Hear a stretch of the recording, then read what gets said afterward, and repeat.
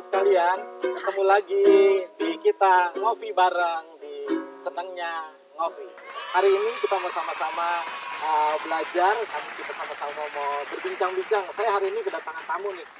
Halo. Itu Ibu Guru Rika. Ibu Guru Rika nih. Karena memang latar belakangnya beliau nih seorang guru gitu ya. Nah, iya, mantan guru ya, mantan guru. Tapi seru juga nih ngobrol. Karena ternyata kita nih kita kenal tuh dari kecil ya. Kita dari sekolah minggu. Oh, dari sekolah minggu kita bertumbuh sama-sama. Kita sama-sama belajar firman Tuhan. Dari bocil. Dari kecil kita bersama-sama. Nah, hari ini kita nih saling mengenal satu dengan yang lain ya. Nah, saya mau tanya nih sama Bu Guru Rika nih. Kita mau bahas yang satu bahasa yang kita mau omongin adalah soal kualitas hidup. Wah. Keren Hidup ya? berkualitas apa? Oh, iya, Kualitas hidup. Hidup yang berkualitas. Beda tuh soalnya. Hidup yang berkualitas. Hidup yang berkualitas menurut Bu Guru Rika nih apakah orang yang artinya punya duit banyak, terus punya jabatan, terusnya punya segalanya, apakah itu yang disebut dengan hidup yang berkualitas? Ya itu sebenarnya relatif ya. Pasti kalau pertanyaan itu diajukan kepada beberapa orang, jawabannya juga sejumlah orang itu sih. Jadi nggak ada yang fix ya? Iya. Gitu. Tapi ternyata ya sesuatu yang berkualitas itu pasti dicari sama semua orang. Iya dong, pastilah. Makanya orang-orang pakai barang branded. Nah, iya. Mungkin karena mereka lihat kalau barang branded kan pasti berkualitas gitu. Nah, seperti sebenarnya walaupun berkualitas, kadang-kadang ada time limitnya ya. Iya sih, emang ada umur lah ya. Yang kekal cuma Tuhan. Betul. Nah, karena yang kekal Tuhan dan kita ini limited, kita harus mengisi kehidupan kita ini menjadi kehidupan yang penuh dengan sesuatu yang baik, sehingga hidup kita menjadi hidup yang penuh dengan kualitas yang baik gitu ya. Berkualitas itu artinya bernilai kan? Iyalah. Pasti bernilai. Sesuatu yang bernilai tadi kita dicari orang. Nah, bagaimana sebagai anak-anak Tuhan nih supaya hidup kita punya nilai? Kalau menurut saya sih, supaya hidup kita punya nilai, kita harus hidup sesuai panggilan sih. Menurut saya begitu. Sesuai gitu. Panggilan ya, betul. Iya. Betul. Paling yang susahnya mencari panggilan kita itu apa gitu. Bukan mencari, mengetahui kan? Iya, mengetahui betul. Ya, mengetahui. Tapi mengetahui panggilan Tuhan tuh sebenarnya mudah-mudah sulit. Bukan ngeri-ngeri sedap ya? Iya. Mudah-mudah sulit, bukan mudah.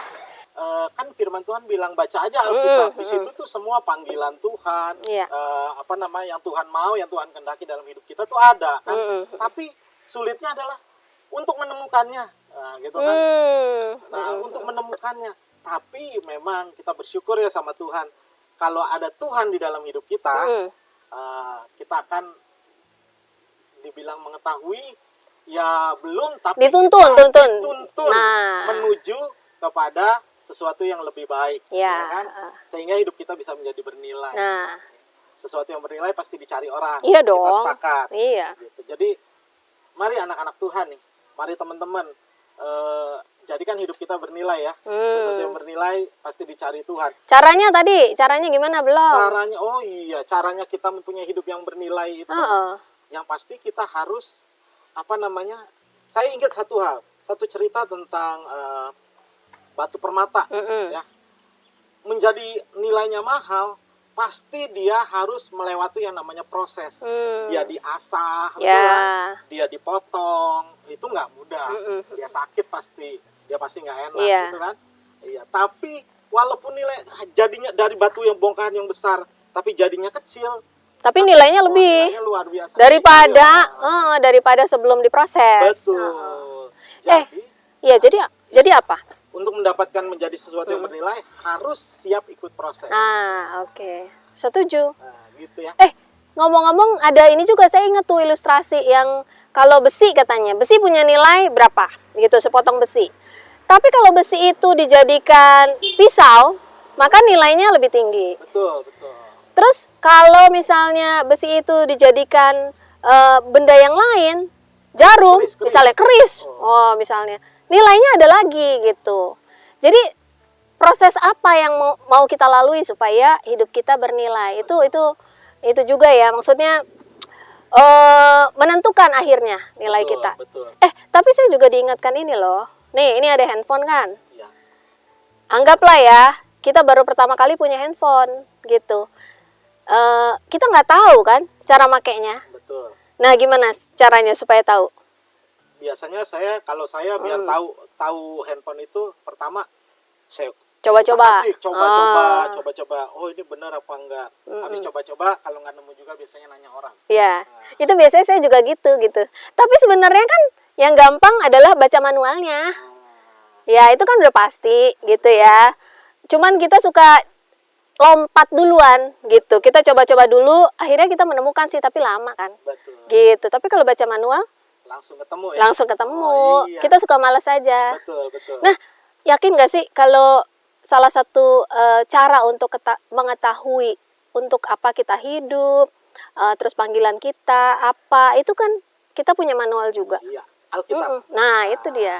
Alkitab adalah manual hidup kita. Nah, Iya. itu tadi yang kita bilang, kalau kita merenungkan firman Tuhan, baca firman Tuhan, kita akan menemukan. Iya. Ya, tadi saya bilang, gampang-gampang susah. Iya. Kan?